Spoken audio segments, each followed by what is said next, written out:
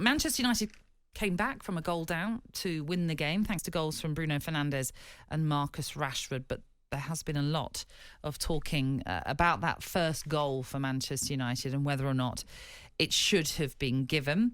It was, if we just describe it, Marcus Rashford was in an offside position, but in the end, even though it's pretty difficult, it's quite complicated to explain it in a way, even though he didn't touch the ball, there are some that suggest he was interfering with play and therefore it should have been deemed offside, which initially the assistant referee flagged for offside. Yeah. Then in consultation with the on-field referee Stuart Atwell, they then decided to give the goal because they decided that Rashford hadn't interfered with play and that Bruno Fernandes' goal was perfectly legitimate. Where do you stand on it, Cass? Well, first of all, I have a real problem, Nat, on the intentions of Casemiro when he's on the ball is to pass to Rashford. Okay. Okay? Yep. So that's the intentions. He's got his eyes fixed and his pass is aimed at Rashford. Rashford realises in an offside position. Mm-hmm. But how you can deem that not interfering with play, I don't know. Because defenders have to make decisions. They make runs to cover spaces. Mm-hmm. And with that, you could throw a blanket over the four of them. There's 2 defenders and 2 forwards. Unless you throw a blanket over the 4 of them, how can that not be interfering with play? Well, it's interesting that you bring the Casemiro ball into play, first of all, as a reason why you think it should be offside, because you're right. He's looked up. He's seen Marcus Rashford, who has been so potent in the last few games for Manchester United, and he's decided if I play the right ball to Marcus Rashford, he's through on goal. Yeah, because we know what he can do, being a player and full of confidence. So I get what you're saying completely. The argument will be with the offside law, which I will read out here, that a player in an offside position at the moment the ball is played is only penalised on becoming involved in active play by either preventing an opponent from playing or being able to play the ball by clearly obstructing the opponent's line of vision, or making an obvious action which clearly impacts on the ability of an opponent to play the ball. Now, for me, I sort of echo what you're saying, and I'm sure there'll be listeners in right now who will completely disagree with what we're saying. But for me, Marcus Rashford is shielding the ball. He is involved in that active play. Therefore, for me, he's offside. Well, he lets the ball go as well. Yeah. But he's not letting go and he's 30 yards away from Fernandes. He's literally next to him. He's realised that he's probably offside. And with that, he decides to let the ball just go across him, which Fernandes at that time is literally on top of him to score. So he has had an influence on... I mean, the word that's been used is subjective as a reason, isn't it? That's part of the problem. Well, it's interesting you say that, because Chris Foy has written a piece in the Daily Mail this morning, and they often do speak to former referees and garner their sort of reaction to sort of controversial moments in the game. And first of all, he starts by saying, no surprise that opinions are divided on this goal, which in itself is a problem. That the opinions are divided on something that's factual, ultimately. That's what we were always told with VAR, that it's factual offside.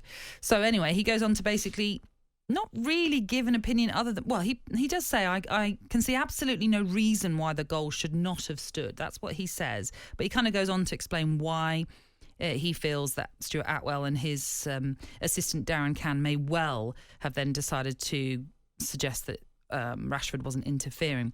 But right at the end, he says, it is subjective. Of course it is. But as I say, no reason why the goal shouldn't stand.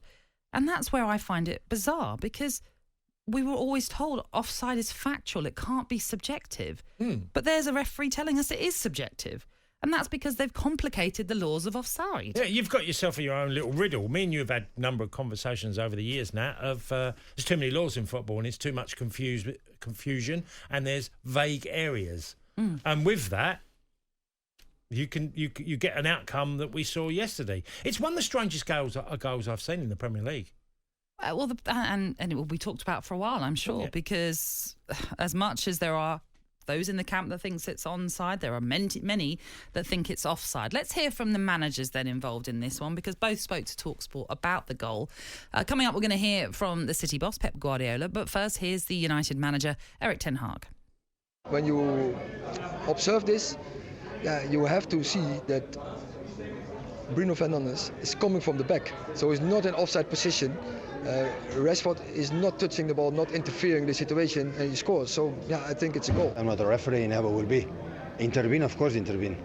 When a player shoots for 80-yard box and one plays an offside in front of the keeper, is offside or offside? It's offside. Yeah. It's the same. It's intervene.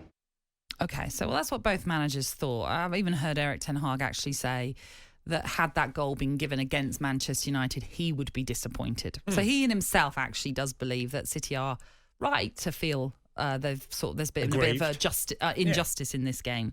Interestingly, Glenn Hoddle, someone I just saw on social media, has spoken about this rule now and this law, saying, if I was a manager of a team now, you can easily abuse the game and have players standing behind defenders 20 yards in offside positions and the ball not played to them directly, then they will be deemed onside.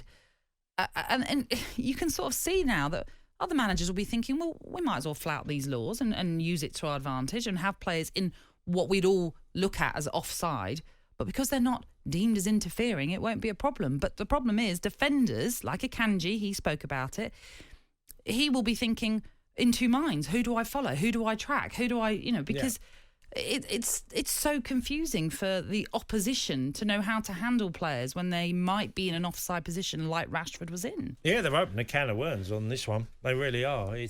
I found it a very strange decision. I think it's so simple that Casemiro is on the ball, he plays a pass to Rashford, and the intention of that pass is to get him away, to get him in on a one-on-one. Yeah. He realises, I think where you can say Marcus was smart in this episode is that he realised he was in an offside position because he took a glance to the linesman, and with that he decides to leave it. I just thought it was a really odd goal. But you can also argue Ederson's position maybe the way that he is standing looking at Marcus Rashford as he's approaching. He's focusing on Rashford because Rashford, as I said, is shielding the ball. So at any moment he's thinking, well, Rashford's going to unleash a shot here. Now, as it turns out, it's Bruno Fernandes, who ends up in maybe a similar position to where Rashford is. But he is fully concentrating surely on Rashford, really. So again, that's interfering with play. I don't understand this decision at all. And maybe our listeners can reflect a little bit more on this and shed some light as to why it was a perfectly valid goal. I know he didn't touch the ball. Fair enough. We get that. Yeah. But everything else that he's doing is interfering with play. That is the problem, is the only argument is that he didn't touch the ball. But there's about 5 different arguments of why it should be disallowed.